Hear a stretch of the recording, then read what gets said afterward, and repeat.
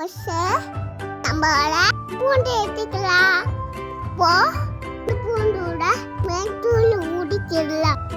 தூள் படுக்காம இதுமா இருக்கணும்.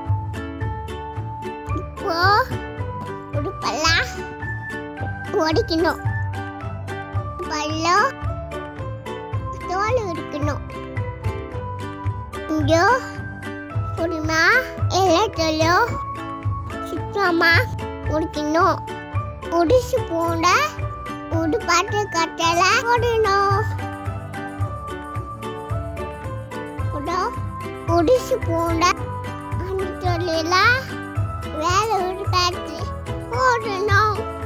அழுவலாம் நம்ம ஊட்ட போண்டலாம் ஒரு பாட்டில போட்டாச்சு.